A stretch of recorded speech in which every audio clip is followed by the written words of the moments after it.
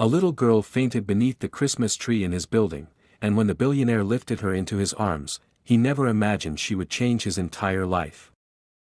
The lobby of Hastings Tower looked unreal against the bleak winter outside, glowing with warm lights and a towering Christmas tree that stretched nearly to the ceiling, covered in glass ornaments and golden ribbons that shimmered each time someone walked past. People in heavy coats and expensive shoes moved through the space with the usual distracted hurry of office workers late for meetings, never pausing long enough to truly see the beauty around them. To them this was simply decoration, a corporate gesture toward the holidays. To the small girl standing just outside the revolving doors, it was something close to magic. Lily had been staring at that tree for 2 days through the glass from the freezing sidewalk, her breath leaving small, trembling clouds in the air. She was 6, tiny for her age, with pale skin reddened by cold, blonde hair braided into uneven pigtails, and blue eyes so large they seemed to reflect every light around her. Her red dress, a bit worn at the edges, looked better suited for a summer birthday than a winter evening, and even her small red jacket was far too thin to protect her from the bitter wind that chased her across the plaza. She clutched a little backpack to her chest and tried to stop her teeth from chattering. Her mother had been too weak to get out of bed that morning. She had sent Lily to the kitchen to fetch water, but her voice was strained and her breathing shallow. Lily had never seen her mother so pale. Afraid to disturb her sleep and unsure what else to do, the little girl had crept out of their drafty apartment, telling herself she would only walk for a few minutes to warm up and look at the pretty tree she had glimpsed yesterday. She had no intention of staying long. She simply wanted something beautiful to hold on to, something bright enough to make her forget, for even a moment, how cold their home was and how her mother's illness seemed to deepen every day. The moment she stepped into the lobby, warm air rushed over her numb cheeks and fingers. She froze, overwhelmed by the contrast between the frigid world outside and the glowing sanctuary inside. People walked around her without a second glance, assuming she belonged to someone nearby. She took 2 hesitant steps toward the tree, her heart fluttering with the thought that she could finally see it up close. Then a firm hand dropped onto her shoulder. "Where do you think you're going?" the security guard demanded. He towered over her, broad and impatient, his voice cutting through the warm air like a knife. Lily jumped and instinctively shrank back. I just wanted to look at the tree," she murmured, her voice trembling. "It's cold outside, and it's so pretty." He frowned as if she were a problem, not a child. "This isn't a shelter. You can't just wander in here. Out." She flinched at the sharpness of his tone, her shoulders curling inward as though she expected to be struck. She tried to explain again, quieter this time, that she only wanted a moment to warm up, that she would leave right after, but he didn't listen. He guided her toward the door too roughly for someone her size, muttering under his breath that people were always looking for excuses to sneak inside. The lobby spun for a moment.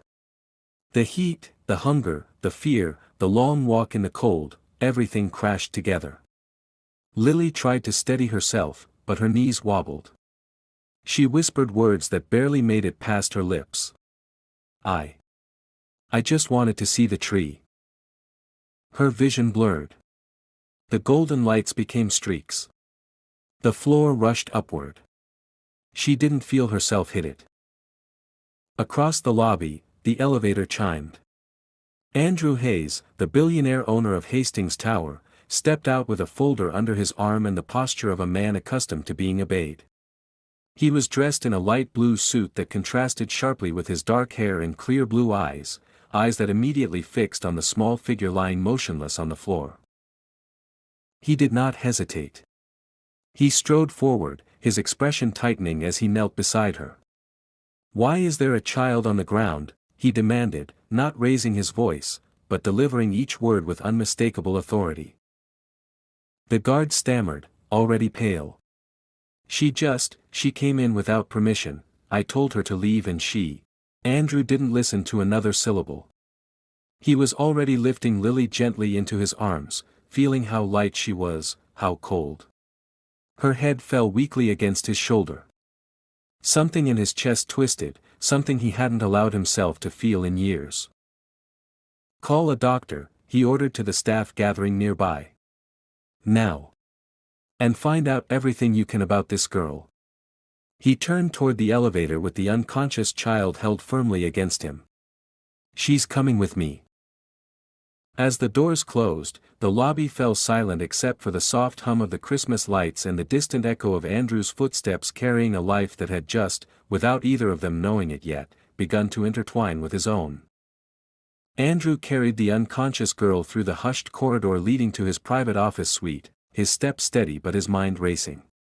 He had negotiated billion-dollar deals, stabilized collapsing companies, and stood in rooms where every word he said could shift financial markets, yet nothing in his controlled, meticulously organized world had prepared him for the weight of a small, freezing child in his arms. Her head rested against his chest as if she had always belonged there, and he felt the faint, uneven rhythm of her breathing through the fabric of his suit. Each shaky inhale pierced through a layer of his usually impenetrable composure. When he entered his office, he gently laid her on the long leather couch near the window. The city lights behind her created a strange contrast, an empire he built shining outside, and a fragile, exhausted little girl lying inside it, out of place yet suddenly more real than any contract or report on his desk. He removed his coat and covered her with it, noticing how her small fingers barely twitched beneath the fabric. She was freezing. He immediately turned on the space heater he kept under his desk and positioned it near her feet before calling for hot cocoa, a blanket, and the company physician. As he waited, he studied her face, searching for clues. She must have been walking in the cold for a long time, her cheeks were windburned, her lips chapped, and her braids messy as if she had been fighting against the winter wind. She looked heartbreakingly tired, the kind of tiredness a child her age shouldn't know. Something in him tightened, a quiet anger forming not at her but at the world that had pushed her into such a state. The doctor arrived quickly, a middle-aged man accustomed to dealing with stressed executives, not unconscious children, but he approached with professionalism. He examined Lily with practiced hands while Andrew stood behind him, unable to look away even for a moment. The diagnosis was simple but painful to hear: mild hypothermia, exhaustion, dehydration. Nothing fatal with proper care, but the fact that she'd reached such a point meant she had been neglected or alone for far too long. "She'll wake up soon," the doctor said. "She needs warmth, fluids, food, and rest. And someone to look after her." His last words held an unspoken question, but neither man voiced it. When the doctor left, Andrew pulled up a chair beside the couch and waited. It took nearly half an hour for the girl to stir. Her eyelids fluttered first, delicate as butterfly wings, then her small hand tightened around the collar of the coat covering her. She blinked several times, gaze unfocused, trying to understand where she was. Andrew leaned closer, softening his voice in a way he rarely had to do. "You're safe. You fainted downstairs. Do you remember?" She didn't answer right away. Her eyes moved around the room, taking in the enormous desk, the bookshelves, the floor-to-ceiling windows, and finally settled on him. She seemed startled to see someone watching her so intently. She pushed herself up slightly, still wrapped in his coat, and instinctively shifted away from him, as though unsure of the rules in this unfamiliar world. "Did I?" she murmured, her voice barely above a whisper. "Did I cause trouble?" The question caught him off guard. Most children would have asked where they were or what happened. But she asked if she had caused trouble. That alone told him far more about her upbringing than any file or background check could. "You're not in trouble," Andrew replied firmly. "Not even close." She hesitated before nodding, as if unsure whether to believe him. Her small fingers clutched the mug of cocoa that had been brought in earlier, and she lifted it carefully to her lips. The first sip made her eyes close with relief. It was such a simple thing, warmth, but her entire posture softened around it. When she opened her eyes again, Andrew could see that she was studying him just as he had been studying her. Children could sense sincerity more quickly than adults, and she seemed to be weighing his intentions. "What's your name?" he asked gently. "Lily," she said, her voice still fragile. "My mommy calls me Lily, when she's not sick." He felt a subtle shift in the air. It was the first personal detail she had offered, small but loaded with meaning. "Is your mother sick now?" he asked, keeping his tone as gentle as possible. Lily nodded slowly. "She can't get up. She sleeps and coughs a lot. I give her water, but sometimes she doesn't wake up right away. Today she was very tired, and I didn't want to bother her. So I walked. I thought if I looked at the pretty tree just for a minute, it would be okay." There was no self-pity in her voice, only a heartbreaking acceptance that this was her life. "Why didn't you ask someone for help?" he pressed softly. She stared into her cocoa. "There's no one to ask. And mommy says not to trust the neighbors. One yells all the time, and the other drinks too much. It's just us." A silence settled between them, heavy and uncomfortable for him, normal for her. "Lily," he said slowly, "can you tell me where you live? I want to take you back to your mother and make sure she's okay." She hesitated again, searching his face for something, proof he wasn't lying, proof he wouldn't get angry, proof he wouldn't abandon her halfway. Whatever she was looking for, she seemed to find it, because she finally whispered the address. It was in one of the oldest, poorest parts of the city. He felt something shift inside him, a recognition that this was no longer just an act of kindness or momentary concern. He would personally see where she came from.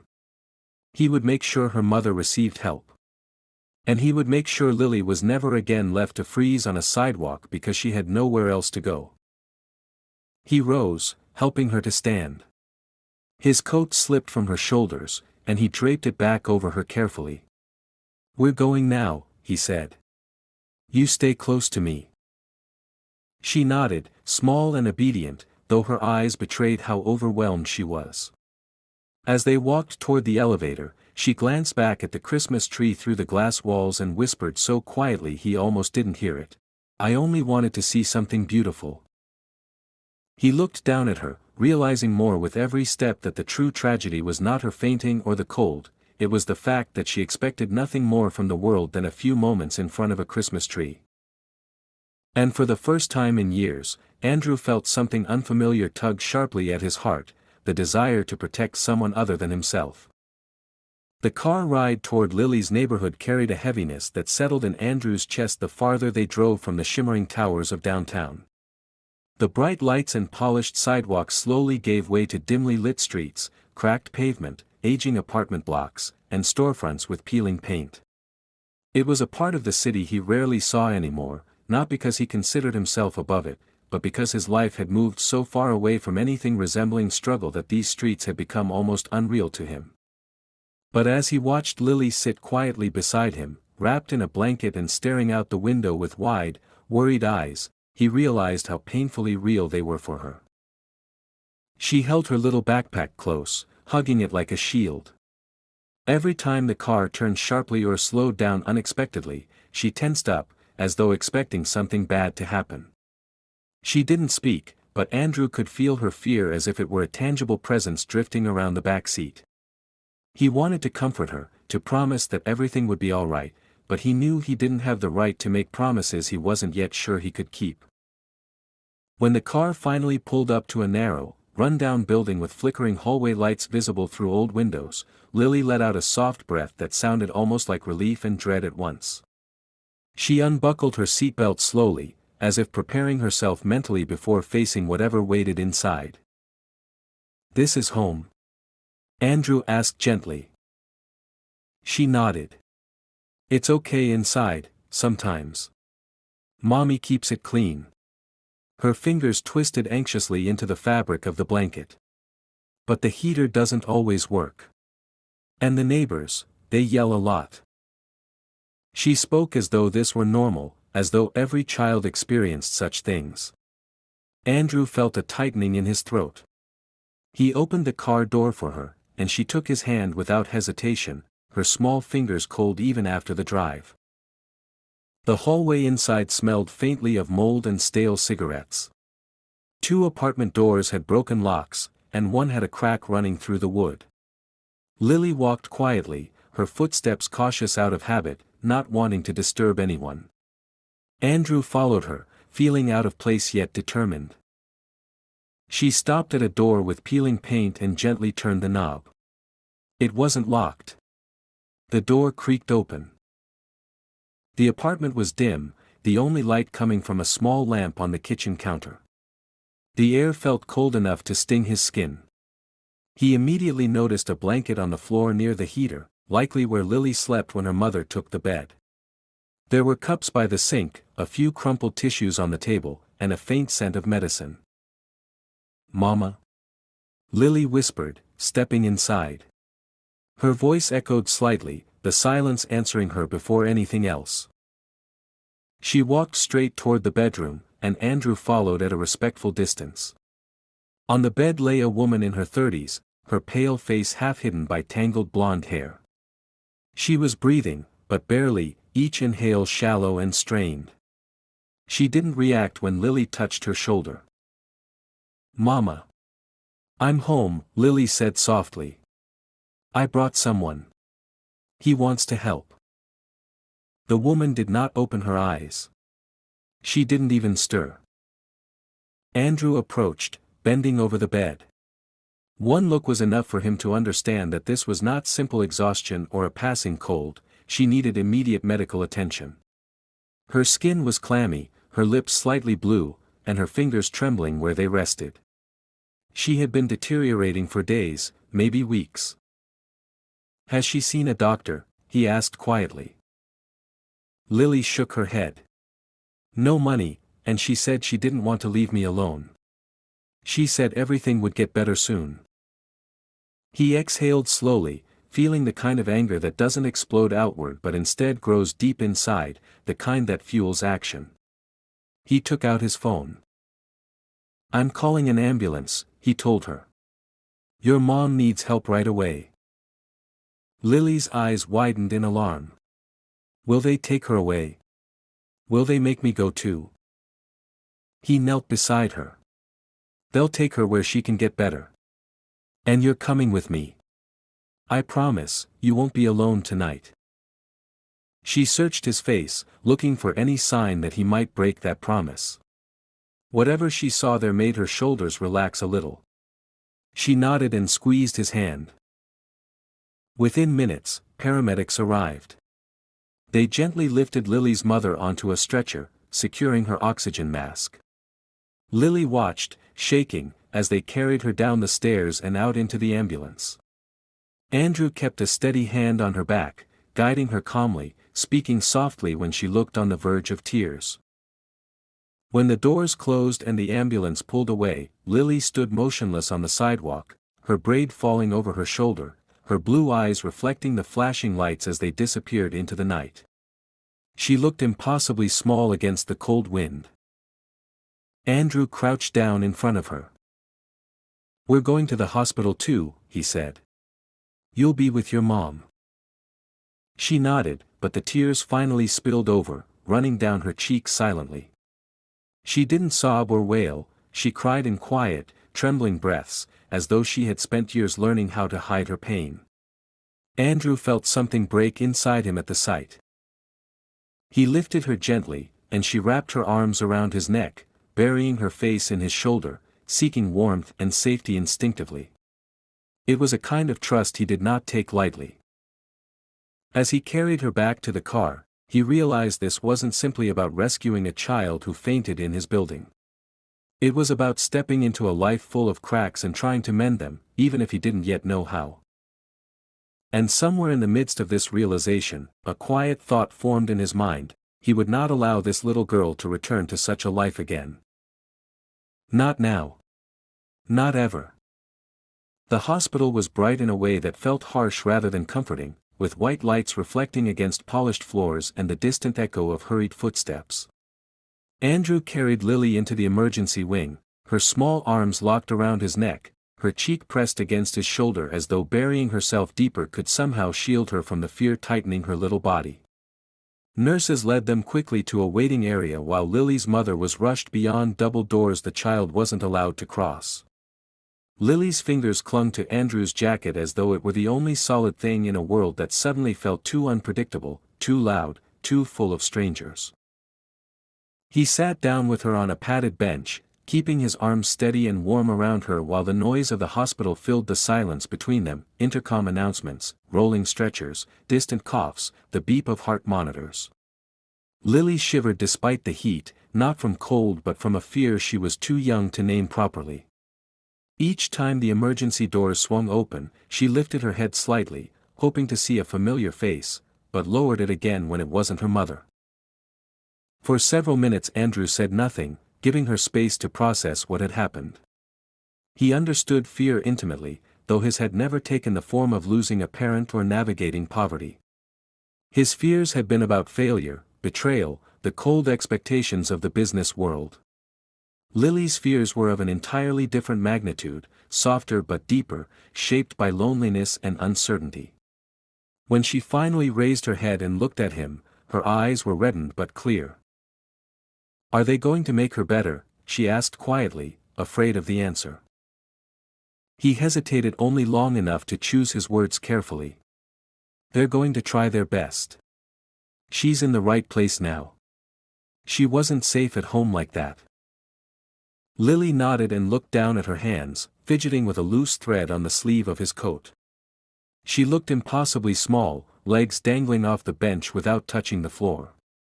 He could almost see the questions swirling in her mind, each one heavier than the last. "Is she going to wake up?" she whispered, the thread now tightly wrapped around her finger. Andrew gently unwound it from her skin. "I don't know yet. But I'm here with you. You're not facing this alone." The words seemed to soften something inside her. She leaned against him again, and he let her rest, though he could feel his phone vibrating in his pocket repeatedly.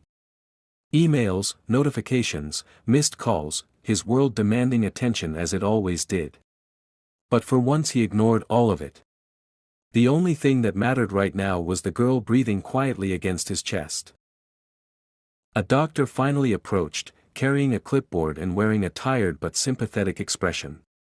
Lily stiffened immediately, her grip tightening on Andrew's sleeve. He shifted her slightly so she could still hold on to him while he spoke. "Mr. Hayes," the doctor said, recognizing him. "We stabilized her mother. She's severely dehydrated and suffering from a respiratory infection that has gone untreated for too long. She's being transferred to the ICU for monitoring." Lily inhaled sharply. Andrew rubbed her back in slow circles. "Is she going to recover?" Andrew asked, his voice controlled but firm. The doctor glanced at Lily before responding. "She's very weak. It's too soon to predict anything, but she's receiving the care she needs. Right now, the most important thing is that the child isn't left alone." The words carried an implication, one Lily understood immediately. She pulled away slightly and looked at the doctor with a frightened expression. "I don't want to go anywhere. I want to stay with Mommy." The doctor crouched to her level. "Sweetheart, your mom can't talk right now. She's sleeping so her body can try to get stronger. You can see her tomorrow, but tonight you need a safe place to stay." The fear returned to Lily's eyes with heartbreaking intensity, and she turned back to Andrew as though waiting for him to decide her fate. Something in that gesture made his chest tighten. She trusted him, perhaps more than she trusted anyone else in that moment. "I'll take care of her tonight," Andrew said before the doctor could suggest social workers or emergency shelters. "She stays with me." The doctor blinked in surprise but simply nodded. "We'll need her guardian's information, but given the circumstances, it's acceptable for now." When the doctor left, Lily remained very still, absorbing what had been said. She tugged at Andrew's sleeve. "Are they going to take me away?" she asked softly. "No," he said immediately. "Not while I'm here. Even if Mommy doesn't wake up soon. He paused. It was a delicate moment, one that required honesty without cruelty. Even then, he said, meeting her eyes with calm certainty. I won't let anything happen to you. Her next breath trembled with relief. She reached out tentatively, touching his hand with her small fingers, as though confirming he was real. Can I sleep near you? She whispered. I don't want to be alone. His heart, usually guarded and protected behind layers of ambition and discipline, cracked open further. Of course, he said.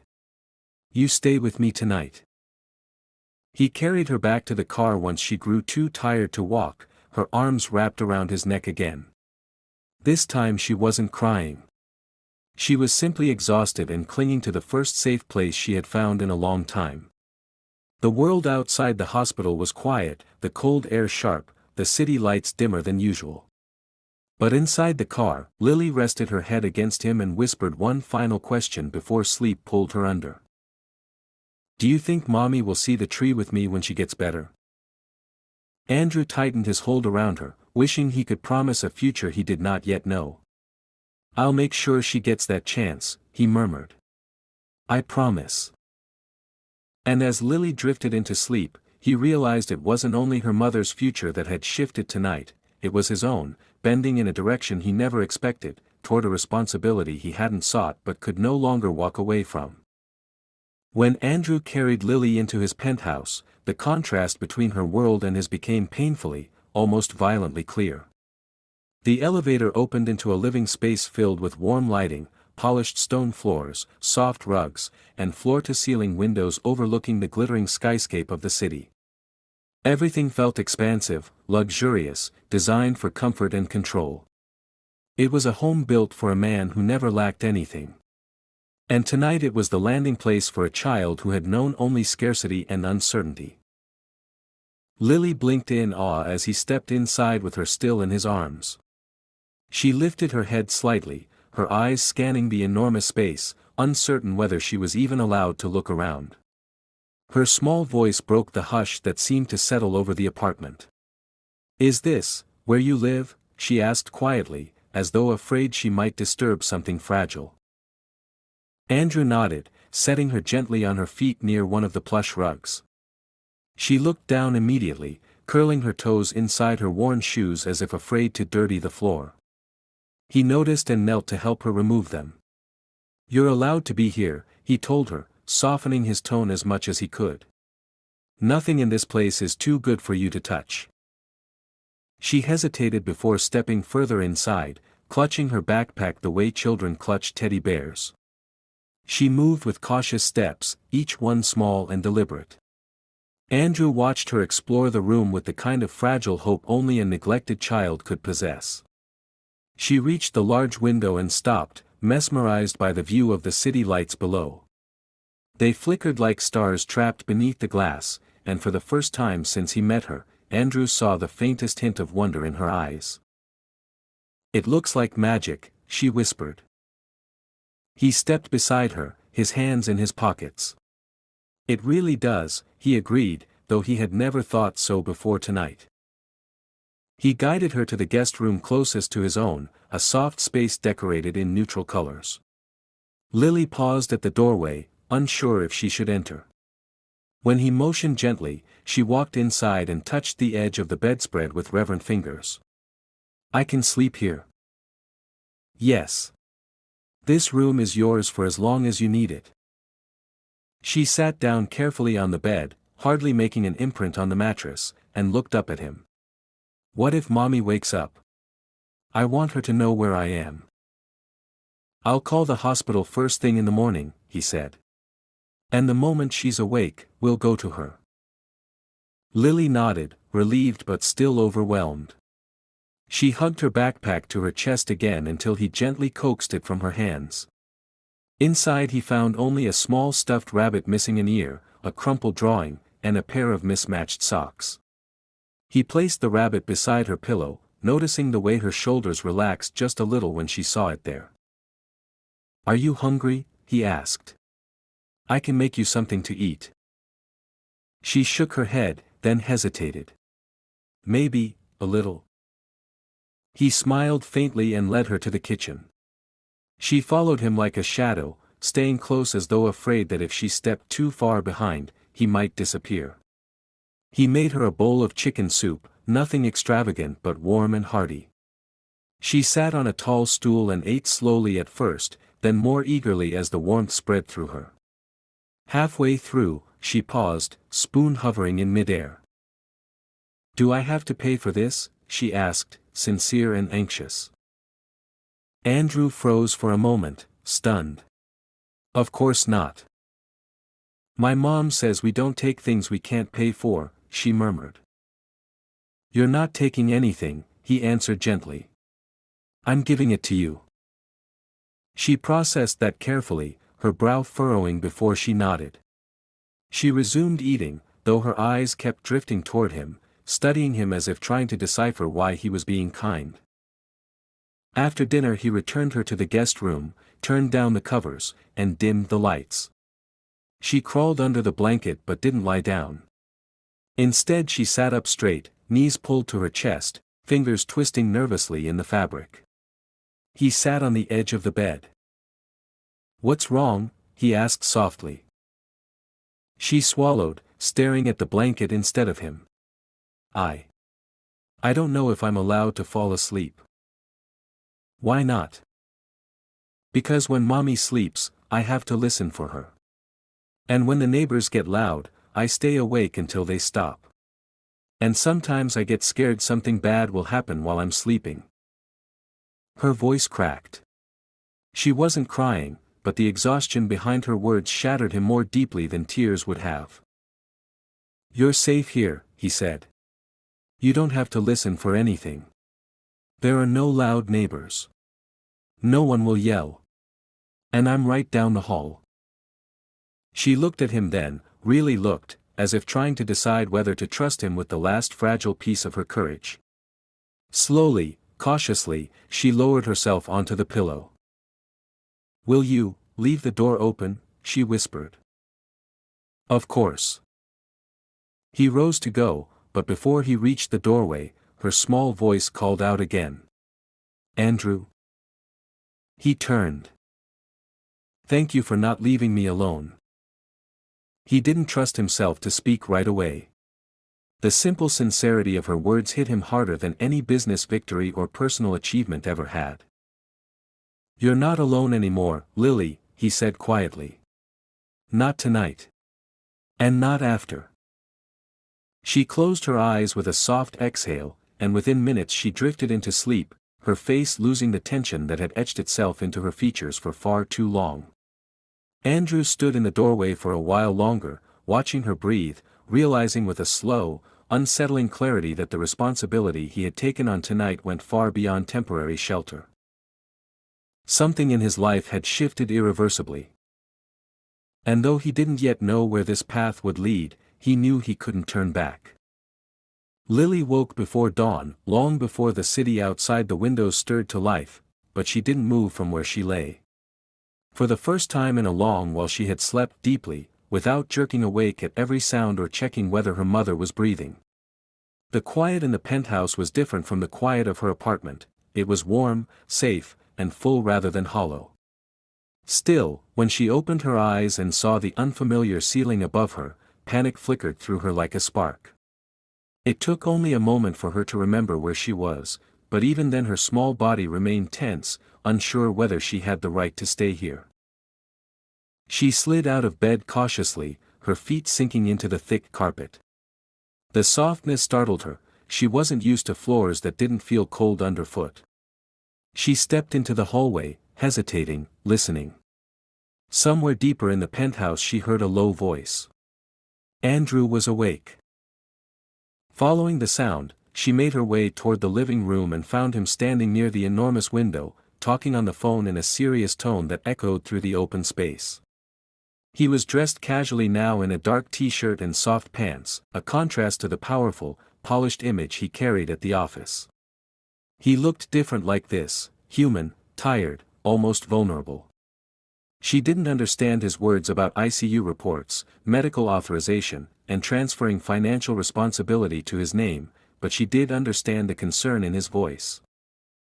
When he noticed her small figure lingering by the wall, he ended the call immediately. "Lily," he said gently, "did I wake you?" She shook her head. "No. I'm just scared to be by myself." He sensed she was telling the truth, but not the whole truth. He walked toward her slowly, giving her space until she seemed ready to accept him entering her little bubble of fear. "Your mother made it through the night," he said softly. "She's still resting, but the doctors are optimistic. They're doing everything they can." Relief washed over her face, though she tried to hide it behind a small nod. "Can I see her today?" "Yes. As soon as they allow visitors, we'll go." She let out a quiet breath and stepped a little closer. She looked as though she wanted to ask something else but didn't know if she was allowed. "What is it?" he asked. "Are you mad at me?" she whispered. The question hit him with unexpected force. "Why would I be mad?" "Because I made trouble," she said, gripping the hem of her shirt. "At your office, and now the hospital, and I used your food in your bed." "Lily," he said firmly, "you didn't make trouble. You needed help. That's not the same thing." Her eyes shimmered, not with tears but with disbelief. Kindness was still a foreign language to her, one she wasn't fluent in yet. He led her to the kitchen, where he made breakfast, pancakes, fruit, warm milk. She sat at the counter, watching him move around the kitchen with fascination. No one had ever cooked for her like this. She ate slowly at first, then with growing appetite. When she finished, she wiped her mouth with a napkin, sitting straighter, trying to behave like someone who belonged in a home this beautiful. "Can I help with something?" she asked suddenly. "I can wash dishes or wipe the table. Mommy says I should always help when someone gives us food." "You don't have to work for breakfast," he replied, though he softened the refusal with a small smile. "You're a guest here." "But guests go home," she murmured. "And I don't have a home right now." He stared at her, struck by how plainly she said it. No dramatics, no tears, just a small girl stating the truth of her life as if she had already accepted it. He crouched down so they were eye level. "You have a home as long as you need one," he said. "With me." Her breath caught, her lips parting as though she wasn't sure she had heard him correctly. "Really? Really?" There was silence for a moment, filled with something fragile and powerful settling between them. Later that morning, they returned to the hospital. Lily clung to Andrew's hand tightly as they walked down the long corridor. Nurses greeted her with gentle smiles, recognizing her from the night before. When she finally entered her mother's room, she froze. Her mother was surrounded by machines, tubes, and monitors, her body motionless except for the steady rise and fall of her chest. Lily approached slowly, her fingers trembling. She touched her mother's hand and whispered something Andrew couldn't hear from where he stood. A nurse beside him murmured, "She's been fighting this alone for too long." Andrew nodded, feeling a knot tighten in his stomach.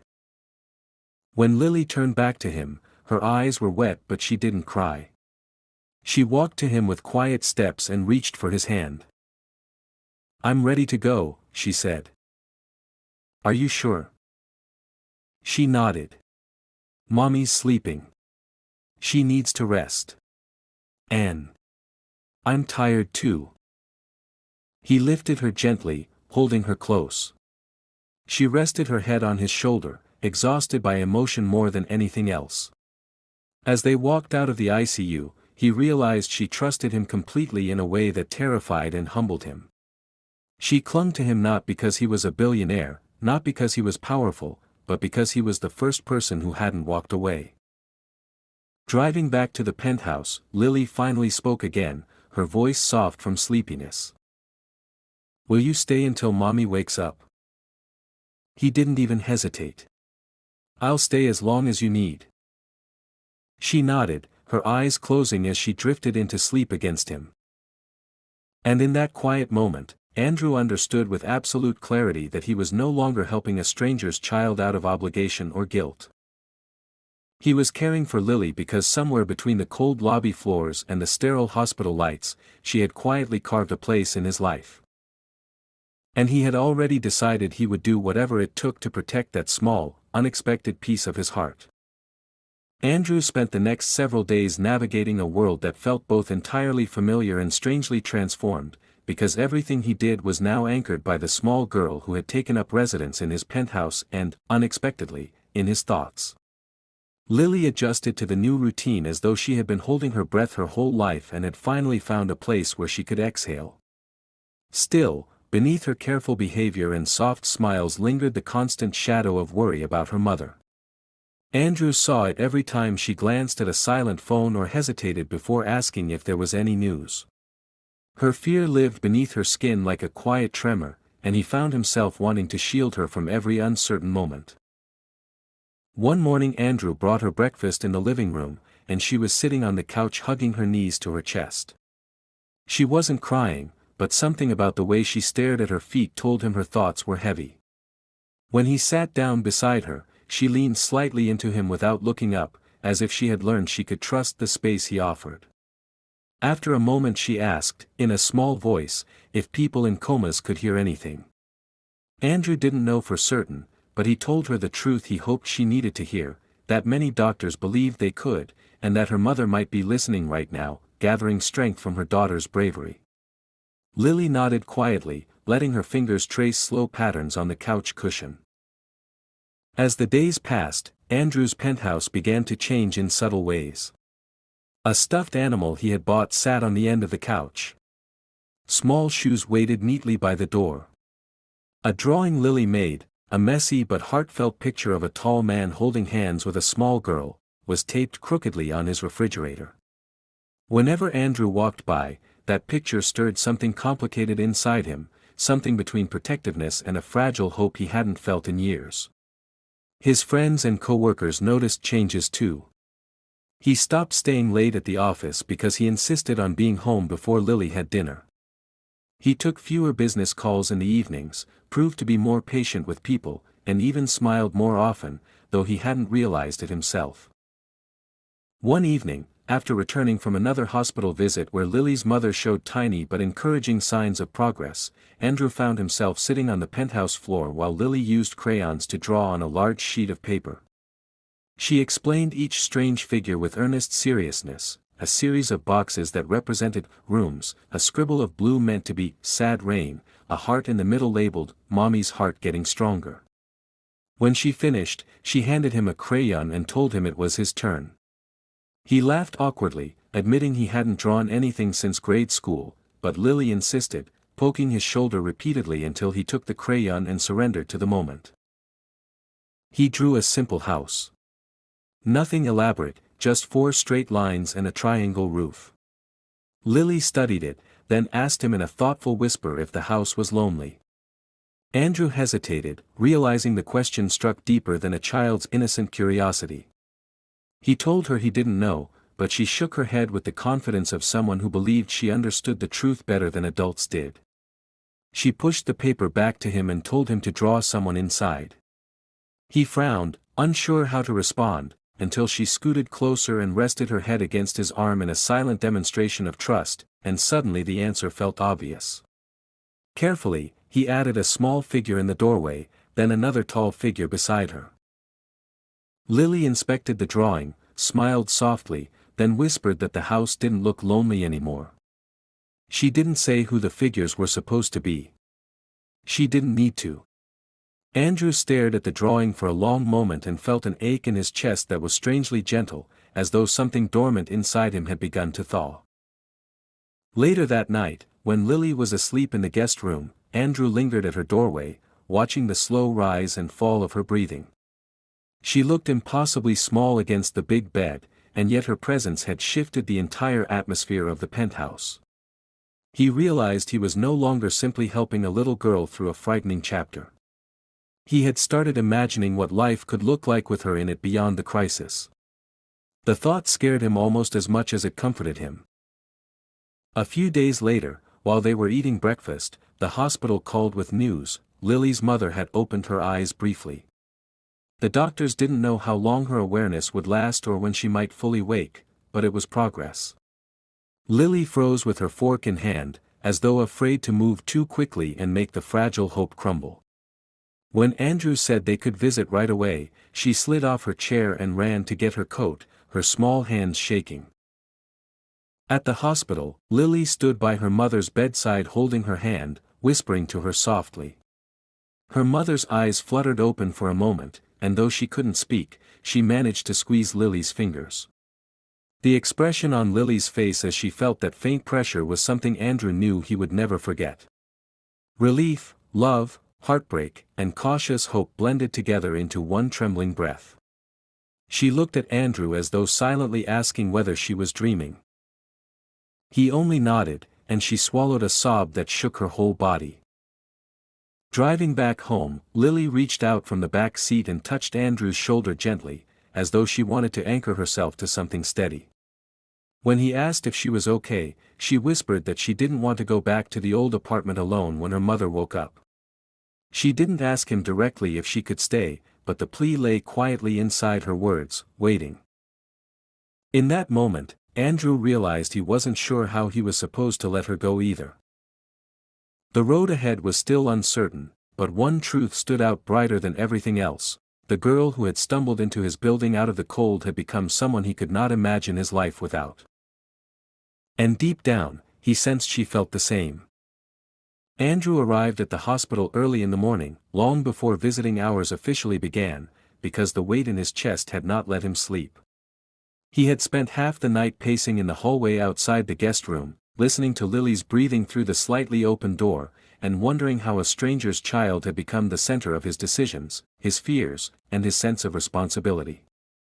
When he finally walked into the hospital room, Lily was already there, sitting at her mother's bedside with her small hands gently cupped around her mother's limp fingers.